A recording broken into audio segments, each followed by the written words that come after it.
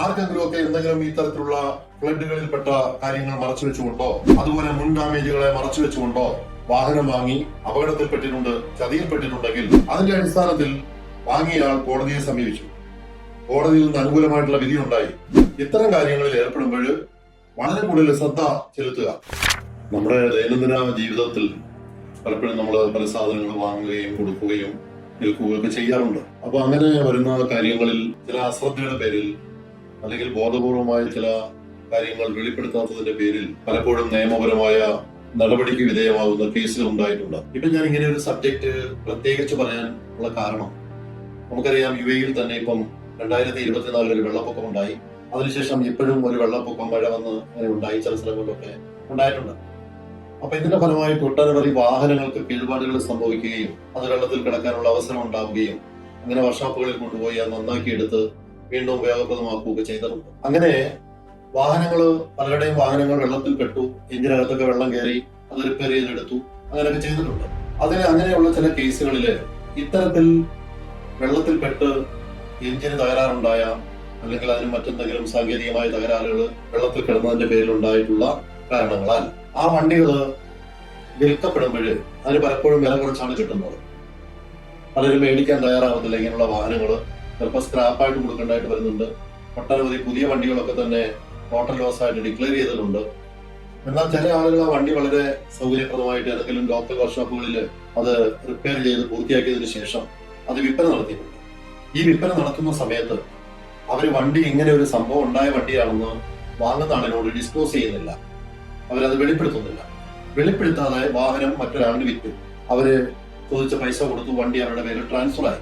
അതിനുശേഷം 1 മാസമോ അല്ലെങ്കിൽ 6 മാസമോ അല്ലെങ്കിൽ 3 മാസമോ 3 മാസത്തിനുള്ളിലോ അങ്ങനെയുള്ള സമയത്തിനുള്ളിൽ ഇവർക്ക് ഈ വണ്ടിയുടെ യഥാർത്ഥത്തിലുള്ള കുഴപ്പം, എഞ്ചിനകത്ത് കുഴപ്പമുണ്ട് എന്ന് കണ്ടുപിടിക്കുകയും അല്ലെങ്കിൽ വണ്ടി എന്തെങ്കിലും ബ്രേക്ക് ഡൗൺ ആവുന്ന സമയത്തിൽ മറ്റു വർക്ക്ഷോപ്പിലോ ടെസ്റ്റിംഗ് സെന്ററിലോ കൊണ്ടുപോയി അത് പരിശോധിപ്പിക്കുകയും ചെയ്യുന്ന ഒരു സാഹചര്യത്തില് അവർക്ക് ബോധ്യപ്പെട്ടു ഇത് വെള്ളപ്പൊക്കത്തിൽ ചില കുഴപ്പങ്ങൾ ഉണ്ടായിട്ടുള്ള വണ്ടിയാണ്, സാരമായ തകരാറ് സംഭവിക്കുകയും ബ്രേക്ക് ഡൗൺ ആവുകയും ചെയ്തു. അതിനുശേഷം പണിഞ്ഞിറക്കിയ വണ്ടിയാണെന്ന് മനസ്സിലായിട്ടുള്ള കേസുകളുണ്ട്. അങ്ങനെയുള്ള കേസിൽ ആ വാങ്ങിയ ആളിന് ശരിയായ വിവരം വിറ്റയാൾ കൊടുക്കാത്തതിന്റെ പേരിൽ ആ വാഹനത്തിന്റെ സെയിൽ കോൺട്രാക്ട് ക്യാൻസൽ ആക്കാനും അതുവഴി അയാൾ വിൽപ്പനയ്ക്ക് വേണ്ടി വാങ്ങിയതിനു വേണ്ടി എത്ര തുക കൊടുത്തിട്ടുണ്ടോ ആ തുക മൊത്തം തിരിച്ച് ചോദിക്കാനും അതിനോടൊപ്പം നഷ്ടപരിഹാരവും ചോദിക്കാനും ആ വാങ്ങിയ ആളിന് അവകാശമുണ്ട്. അങ്ങനെയുള്ള പല കേസുകളിലും ഇപ്പോഴ് കോടതികളിൽ കേസുകൾ പോവുകയും കോടതികളിൽ നിന്ന് വാങ്ങിയ ആളിന് അനുകൂലമായിട്ടുള്ള വിധികൾ ഉണ്ടാവുകയും ചെയ്തു. അബുദാബി കോടതിയിൽ നിന്ന് അടുത്ത സമയത്ത് വന്നിട്ടുള്ള ഒരു കേസില് 2,90,000 ദിർഹംസിനാണ് വണ്ടി വിറ്റത്. വിൽക്കുന്ന സമയത്ത് വിൽപ്പന നടത്തിയ ആൾ വാങ്ങിയ ആളിനോട് ഈ വണ്ടി നേരത്തെ ഇങ്ങനെ ഡാമേജ് ഉണ്ടായി എന്നുള്ള കാര്യം മറച്ചു വെച്ചു. അപ്പൊ അത് വണ്ടി വാങ്ങിയ ആൾ കുറച്ചു ദിവസം വണ്ടി ഓടിച്ചപ്പോഴാണ് മനസ്സിലാവുന്നത് അതിനകത്ത് പ്രത്യേക സൗണ്ട് കേൾക്കുകയും അതുപോലെ വണ്ടിക്ക് അതിന്റെ പുള്ളിങ് കുറയുകയൊക്കെ ചെയ്തപ്പോൾ അവര് പരിശോധിച്ചപ്പോഴാണ് കാര്യം മനസ്സിലായത് ഈ വണ്ടി കഴിഞ്ഞ വെള്ളപ്പൊക്കത്തിൽ എഞ്ചിനകത്ത് വെള്ളം കയറി അതിനകത്ത് ചെളിയും മണ്ണും ഒക്കെ അടിച്ചു കയറി അങ്ങനെ ഒരുപാട് ഡാമേജ് വന്ന വണ്ടിയാണ്. അത് റിപ്പയർ ചെയ്ത് ഇറക്കിയിട്ടുള്ളതാണ്. അതിന്റെ അടിസ്ഥാനത്തിൽ വണ്ടി തിരിച്ച് എടുക്കാനും അദ്ദേഹം കൊടുത്തിട്ടുള്ള പൈസ തിരിച്ചു തരാനും ആവശ്യപ്പെട്ടുകൊണ്ട് ഈ വാങ്ങിയ ആൾ ഒരു നോട്ടീസ് കൊടുത്തു.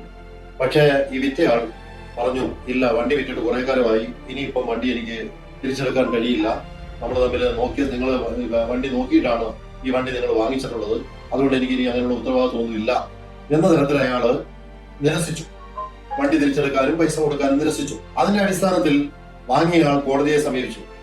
കോടതിയിൽ നിന്ന് അനുകൂലമായിട്ടുള്ള വിധി ഉണ്ടായി. എത്ര തുകയ്ക്കാണോ വണ്ടി വിൽപ്പന നടത്തിയത് അത്രയും തുക തിരിച്ചു കൊടുക്കാനും അതിലൂടെ നഷ്ടപരിഹാരമായിട്ട് 1,00,000 ദിർഹംസാണ് അയാൾ ചോദിച്ചത്. 2,90,000 ദിർഹംസിന്റെ വിൽപ്പനയായിരുന്നു. 1,00,000 ദിർഹംസ് നഷ്ടപരിഹാരം ചോദിച്ചു. കോടതി 50,000 ദിർഹംസ് നഷ്ടപരിഹാരം കൊടുക്കാനും പറഞ്ഞു.